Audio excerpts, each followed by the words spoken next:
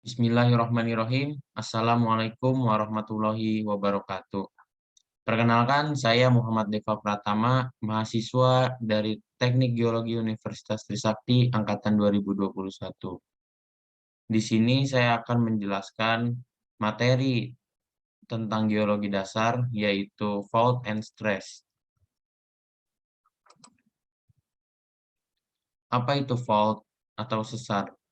Dalam geologi, sesar atau fault adalah rekahan di permukaan bumi yang terjadi ketika bidang batuan yang terkena tekanan dan patah. Sesar dapat diklasifikasikan menjadi 4 jenis berdasarkan jenis gerakan antara plat yang terpisah. Ada normal, mundur, strike slip, dan miring. Anderson fault teori adalah cara mengklasifikasikan sesar dengan menggunakan prinsip tegangan. Kemudian stres atau tegangan, dan strain. Stres adalah gaya yang bekerja terhadap suatu area. Kemudian strain adalah deformasi, perubahan yang terjadi akibat adanya stres. Dalam teori sesar Anderson, permukaan bumi dianggap sebagai kumpulan segmen horizontal yang terhubung membentuk suatu bidang yang tidak mengalami tegangan geser sejajar dengan dirinya sendiri.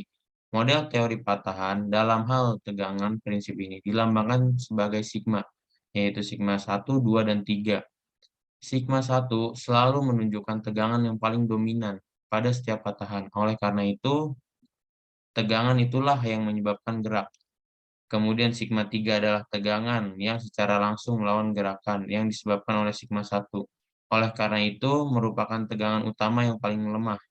Kemudian sigma 2 tegak lurus dengan sigma 1 dan sigma 3. Hal itu dapat dilihat dari gambar berikut.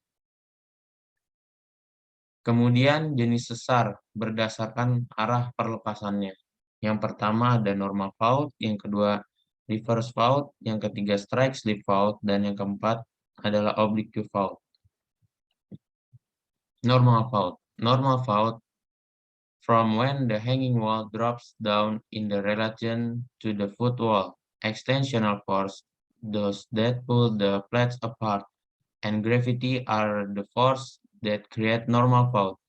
They are most common at divergent boundaries. Jadi normal fault ini adalah patahan yang terjadi pada batuan yang pergerakannya itu ke bawah terhadap keadaan aslinya. Gerakan patahan ini disebabkan oleh kekuatan tegangan yang mengakibatkan perluasan. Kemudian ada reverse fault. Reverse fault from when the hanging wall move up.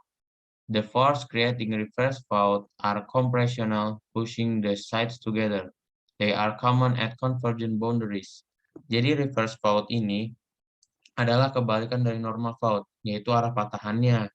Bagian patahannya itu naik kalau reverse fault dan mengakibatkan pemendekan atau penyempitan. Kemudian yang ketiga ada strike slip fault.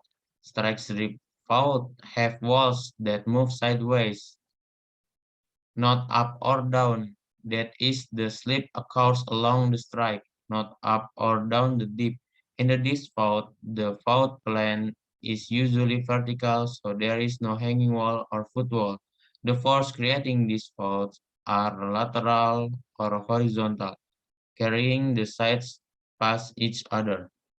Jadi strike slip fault ini merupakan patahan yang patahannya itu secara horizontal dan bagian yang bergerak menjauh ke bagian kanan dinamakan left fault, dan sebaliknya apabila bagian yang bergerak menjauh bagian kiri bidang dinamakan right fault. Gaya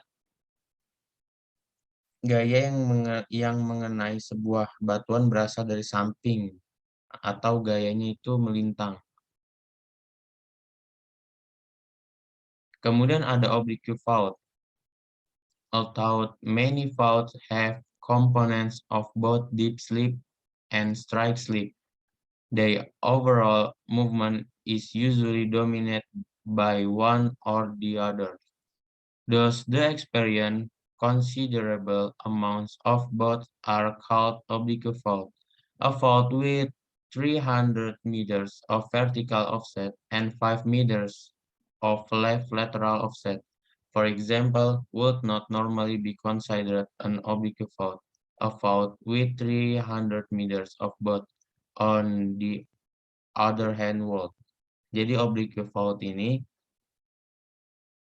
merupakan kejadian gabungan dari deep slip fault dan strike slip fault, sehingga pergerakan batuannya terjadi naik dan turun, mengalami pergerakan horizontalnya ke kanan atau ke kiri. Patahan ini disebabkan oleh gaya tekan dari atas atau dari bawah dan juga dari samping kanan dan kiri. Kemudian sesar berdasarkan arah gerak relative hanging wall terhadap footwall. Jadi ada dua, yaitu sesar turun dan sesar naik. Untuk menentukan mana sesar yang naik dan sesar turun, kita hanya perlu melihat hanging wall-nya saja. Jadi tuh kalau hanging wall itu ya seperti singkapan atau jadi patahan yang besarnya itu di atas seperti ini. Hanging wall tuh jadi panjang di atas bisa dikatakan seperti itu. Sedangkan kalau foot wall, foot itu ya bisa ya kaki gitu ya, kaki berarti di bawah. Jadi panjangnya itu lebih di bawah seperti ini. Jadi kalau kita melihat lapisan awalnya kan ini tadinya nih yang kuning ini menyatu, kemudian terjadi sesar, kemudian hanging wall-nya itu kita lihat perlapisannya ini turun ke bawah. Nah, berarti ini disebutnya sesar turun dan sebaliknya pun sama. Jika hanging wall-nya itu naik, arah patahan perlapisannya ini naik disebut sesar naik. Ya, mungkin itu yang bisa dapat saya sampaikan, kurang lebihnya mohon maaf. Dari segi bahasa atau penjelasan, wabillahi taufiq wal hidayah. Wassalamualaikum warahmatullahi wabarakatuh.